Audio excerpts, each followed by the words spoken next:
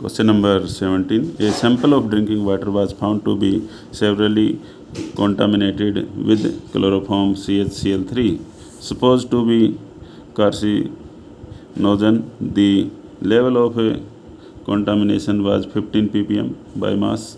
Express this in percent by mass. Determine the molality of chloroform in the water sample. तो हमने एक sample लिया है drinking water का, उसमें पाया गया कि उसमें अशुद्धि पाई गई, उसमें क्लोरोफॉर्म है। सुपोज टू बी कार्सिनोजन, ये हमने मान लिया कि ये कार्सिनोजन है। The level of the contamination was 15 ppm bye mass. तो इसका जो लेवल है 15 ppm है, लेवल बाय मास। तो express this in the percentage by mass. तो इसको हम परसेंटेज बाय मास देखेंगे कि कितना है 15 ppm के हिसाब से, मास के हिसाब से कितना परसेंट है। और हम दूसरे पॉइंट में हम इसको डिटरमाइन करेंगे molality of chloroform in water sample. जो मोलैलिटी क्या होगी क्लोरोफॉर्म की वाटर सैंपल के अंदर। तो फर्स्ट पॉइंट है 15 ppm means 15 parts in million, 10 की पावर 6 पार्ट्स। 15 ppm का मतलब है 10 लाख के अंदर 15 पार्ट हैं। तो परसेंटेज बाय मास यदि हम निकालें तो वो आ जाएगा 15/10 की पावर 6 गुणा 100। कैसे आए? 10 की पावर 6 में तो हैं 15 पार्ट, एक में होंगे 15/10 की पावर 6, और 100 में निकालना है परसेंटेज के लिए, गुणा में 100 कर देंगे। तो इसमें 10 की पावर 6 है, 100 को हम 10 की पावर 2 मानते हैं क्योंकि 2 0 हैं। तो 10 की पावर 2 ऊपर 6 जाएगा, -6 हो जाएगा, -6 और ये +2 बचेगा -4, 10 की पावर -4, 15 गुणा 10 की पावर -4। इसको हम साइंटिफिक नोटेशन में लिखेंगे, एक के बाद में दशमलव लगा देंगे, इसको छोटा करेंगे हम, 10 से भाग देंगे और 10 से गुणा करेंगे।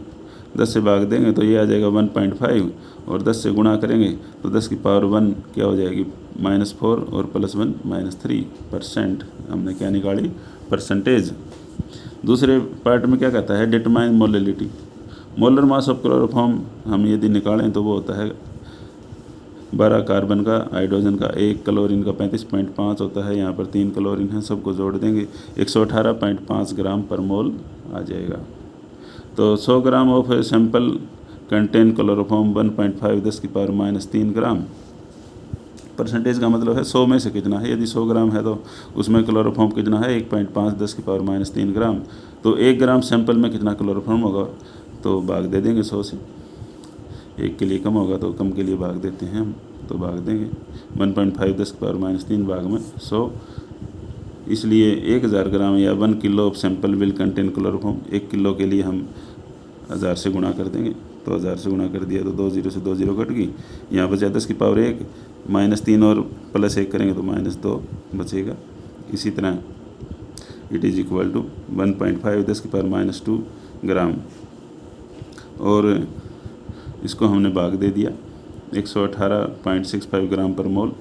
जो हमारे पास जो क्लोरोफॉर्म है उसका जो मास होता है इट इज़ इक्वल टू 1.266 10 की पावर -4 मोल।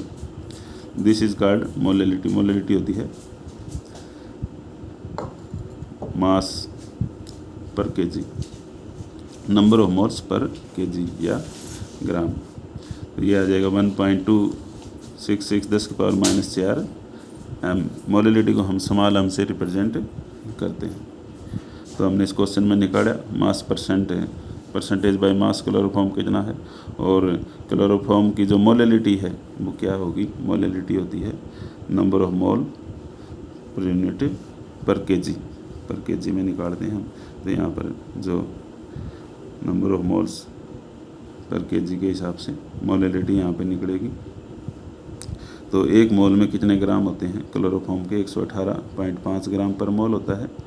तो यहाँ पर कितने ग्राम सैंपल है वो हम लेके चलेंगे 1.5 10 की पावर -2 भाग में इसके मोलर मास से भाग दे देंगे, तो ये आ जाएगी 1.266 10 की पावर -4 मोल, और दिस इज मोलैलिटी 1.266 10 की पावर -4 मोलल।